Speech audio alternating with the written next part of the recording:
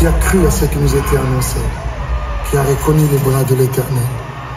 Tout ce qu'il faut savoir sur le concert du pasteur Michael Mbye au Stade des Martyrs. Je vous raconte tout dans cette vidéo, mais abonnez-vous à notre chaîne et n'oubliez pas d'activer la cloche de notification pour ne rien rater. Le samedi 27 juillet 2024, le Stade des Martyrs de Kinshasa a vibré au rythme du retour en grâce du pasteur et chanteur gospel Michael Mbye.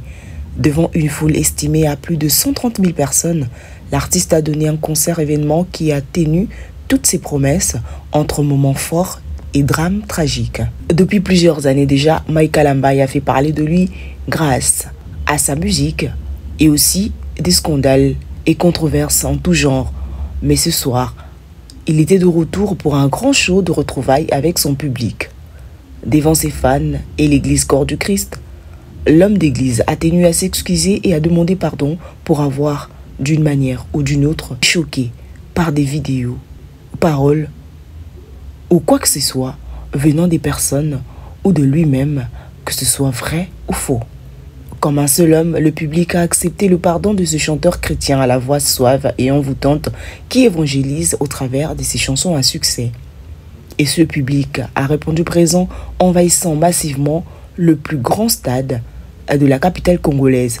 Les fans euphoriques ont réservé un accueil triomphal à leur idole, l'acclamant comme le roi incontesté de la musique gospel en RDC. Sur scène, Michael Mbye n'a pas fait les choses à moitié. Il a tenu à s'entourer d'invités des marques, à l'image de la légende de la rumba congolaise Wera Son, de l'évêque Mukuna ou encore du pasteur de la foi, voire le pasteur Patrice Ngoï Mosoko. Des guests qui ont participé à des moments de communion et de prière intenses, très applaudis par la foule. Musicalement, le show a été à la hauteur des attentes. Grâce à ses tubes intemporels comme Matondo et Ngolu, Michael Mbye a réussi à faire vibrer son public de la première à la dernière minute, faisant monter la ferveur et les décibels d'un cran. Malheureusement, ce concert triomphal a aussi été endeuillé par un drame. En effet, à la sortie du stade, une bousculade a entraîné la mort de 9 personnes, une tragédie et qui a soulevé l'indignation du ministère de la Santé, lequel a promis une enquête approfondie. Malgré ce lourd bilan, Michael Mbye est ressorti grandi de cette soirée, réussissant son pari de la rédemption et du pardon auprès de ses fans. Il a d'ailleurs présenté ses sincères condoléances aux familles endeuillées. Cette méga soirée reste un moment fort de la carrière de Michael Mbye qui rejoint désormais le cercle fermé des artistes gospel ayant rempli le légendaire Stade des Martyrs. Un accomplissement qui consacre son retour triomphal sur le devant de la scène musicale congolaise.